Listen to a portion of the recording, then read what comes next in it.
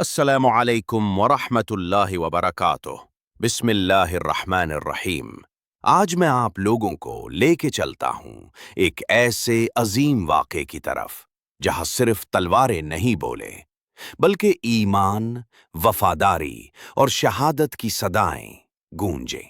یہ ہے غزوہ موتا کا واقعہ، اسلام کی وہ جنگ جہاں صرف 3,000 مومن رومیوں کے 2 لاکھ کے سمندر کے سامنے پہاڑ بن کر کھڑے ہو گئے۔ تو آئیے اب میں آپ لوگوں کو آغاز کرواتا ہوں اس تاریخی مارکے کا، غزوہ موتا۔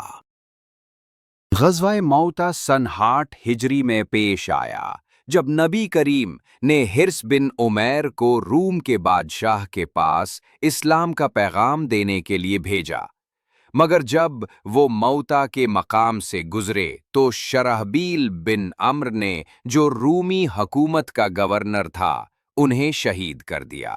یہ اسلام کے سفیر کا قتل تھا، اور اسلامی قانون میں سفیر کا قتل اعلان جنگ کے مترادف سمجھا جاتا ہے۔ رسول اللہ کو جب یہ خبر ملی تو آپ کو شدید رنج ہوا، اور آپ نے مسلمانوں کو ایک لشکر کی تیاری کا حکم دیا۔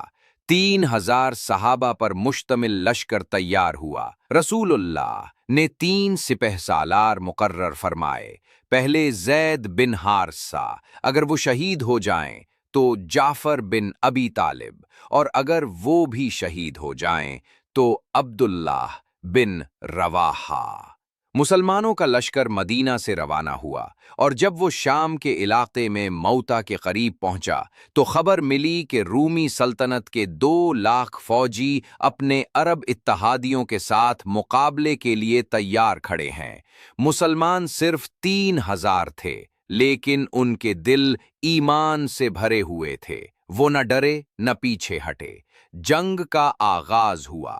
سب سے پہلے زید بن حارثہ لڑتے ہوئے شہید ہوئے۔ اس کے بعد جعفر طیار نے علم سنبھالا، دشمنوں کے نرغے میں آئے، ان کے دونوں بازو کٹ گئے مگر پرچم نہ گرنے دیا، یہاں تک کہ وہ بھی شہید ہو گئے۔ پھر عبداللہ بن رواحہ نے قیادت سنبھالی، انہوں نے بھی جام شہادت نوش کیا۔ تینوں مقرر کردہ سپہ سالاروں کی شہادت کے بعد لشکر نے باہمی مشورے سے خالد بن ولید کو سپہ سالار بنایا۔ یہ ان کی پہلی جنگی قیادت تھی۔ انہوں نے کمال بہادری، دلیری اور حکمت عملی سے دشمن کا مقابلہ کیا، اور جنگی تدبیر سے مسلمانوں کو دشمن کے گھیرے سے نکال کر مدینہ واپس لے آئے۔ اس جنگ میں خالد بن ولید کی 9 تلواریں ٹوٹ گئیں، اور رسول اللہ نے انہیں سیف اللہ یعنی اللہ کی تلوار کا لقب عطا فرمایا۔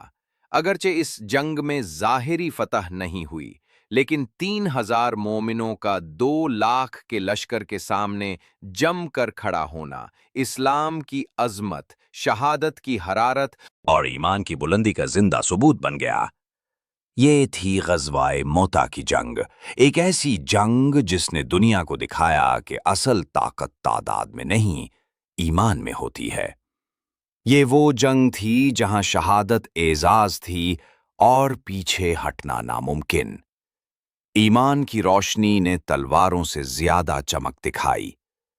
اللہ ہمیں بھی صحابہ کرام کے نقش قدم پر چلنے کی توفیق عطا فرمائے، آمین۔